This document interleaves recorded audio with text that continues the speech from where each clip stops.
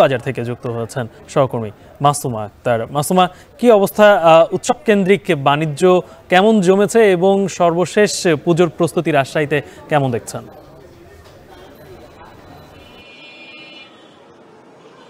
গালিব, এবার কিন্তু রাজশাহী মহানগরীতে ৭৮টি যে পূজা মণ্ডপ সেখানে কিন্তু শারদীয় যে দুর্গোৎসব সেটি কিন্তু অনুষ্ঠিত হতে যাচ্ছে এবং এতে করে প্রত্যেকটি মণ্ডপ এবং মন্দিরের যে কাজের প্রস্তুতি সেটি কিন্তু চলছে। একই সাথে কিন্তু পাশাপাশি কারিগরদের যে প্রতিমা তৈরি শেষ মুহূর্তের কাজ তাতেও কিন্তু তাদের ব্যস্ততা বেড়েছে।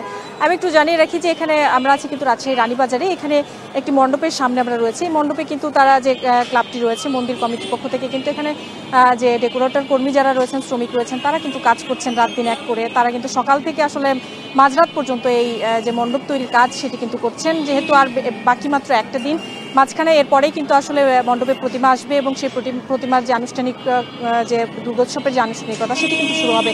এখানে কিন্তু এই মুহূর্তে কাজ করছেন, এখানে কাপড় লাগানো থেকে শুরু করে মণ্ডপের প্যান্ডেলের যাবতীয় যে কাজ, যে সাজসজ্জার কাজ, কাপড় এবং যে কাঠ বাঁশের যে প্যান্ডেল তৈরি থেকে শুরু করে এখানে যে বৈদ্যুতিক যে আলোকসজ্জার যে কাজকর্ম সেগুলো কিন্তু ডেকোরেটর শ্রমিকরা করছেন। যেহেতু শহরে নগরকেন্দ্রিক জীবনযাপনে আসলে সারা বছর ব্যাপী ডেকোরেটর ব্যবসার কিছুটা কমেছে, তবে সেক্ষেত্রে এই উৎসবকে কেন্দ্র করে কিন্তু তাদের ব্যস্ততা বেড়েছেন। এখানকার যারা শ্রমিক রয়েছেন তারা বলছেন যে সারা বছর আমাদের আসলে টুকটাক কাজ থাকলে এই মুহূর্তে কিন্তু সেই কাজটি অনেকাংশে বেড়েছে। এই ডেকোরেটর পক্ষ থেকে মোটামুটি ১০ জন কর্মী কিন্তু কাজ করছেন, সেটি পালাক্রমে তারা কাজ করছেন। পাশাপাশি আইনশৃঙ্খলা রক্ষাকারী বাহিনীর পক্ষ থেকেও তাদের যে পর্যাপ্ত যে সুরক্ষা দিতে আসলে প্রত্যেকটি মন্দির এবং মণ্ডপগুলোতে কিন্তু তাদের যে উপস্থিতি সেটিও আমরা লক্ষ্য করেছি এখানে।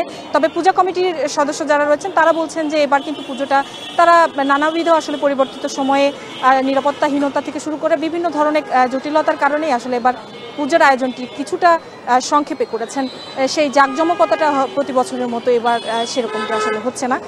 তবে তারা আনুষ্ঠানিকভাবে যে পূজাটি সেটি সম্পন্ন করার যাবতীয় প্রস্তুতি কিন্তু এর মধ্যে নিয়ে ফেলেছেন। এই ছিল আমার কাছে রাজশাহী রানীবাজার থেকে দুর্গোৎসবের প্রস্তুতির সর্বশেষ খবর।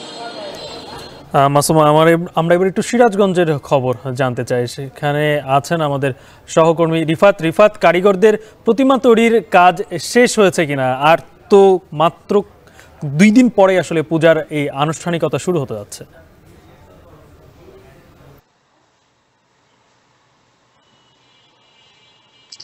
জি গালিব, আপনি যেটি বলছিলেন যে আর 2 দিন পর অর্থাৎ 9 অক্টোবর ষষ্ঠীর মধ্য দিয়ে আনুষ্ঠানিকতা শুরু হচ্ছে হিন্দু ধর্মাবলম্বীদের সবথেকে বড় উৎসব শারদীয় দুর্গাপূজার। ইতিমধ্যেই সিরাজগঞ্জের অধিকাংশ যে মণ্ডপগুলো রয়েছে সেই মণ্ডপের কিন্তু প্রতিমা তৈরির কাজ শেষ পর্যায়ে।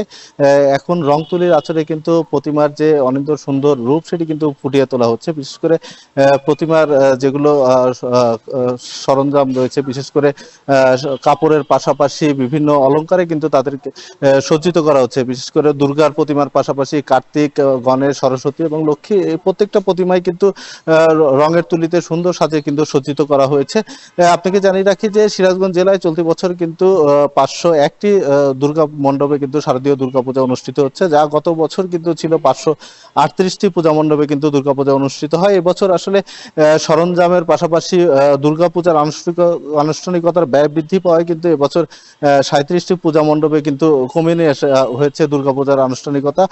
পাশাপাশি আপনাকে জানিয়ে রাখি যে এখন কিন্তু বর্তমানে সিরাজগঞ্জের যেগুলো মণ্ডপগুলো রয়েছে এই মণ্ডপগুলোতে কিন্তু সাজসজ্জার কাজ চলছে। বাহারি সাজে কিন্তু মণ্ডপগুলো সাজিয়ে তোলা হয়েছে। পাশাপাশি আরেকটি বিষয় আপনাকে জানিয়ে রাখি যে সিরাজগঞ্জের যে ঐতিহ্য রয়েছে শহর জুড়ে প্রধান সড়কগুলোকে আলোকসজ্জার কাজ সেটি কিন্তু চলছে।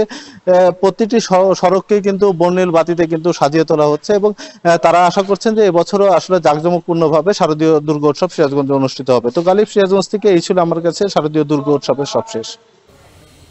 সারা দেশেই জোরে সোরে চলছে দুর্গাপূজার প্রস্তুতি, সেই খবর জানাচ্ছিলেন রাজশাহী এবং সিরাজগঞ্জ থেকে আমাদের প্রতিনিধিরা।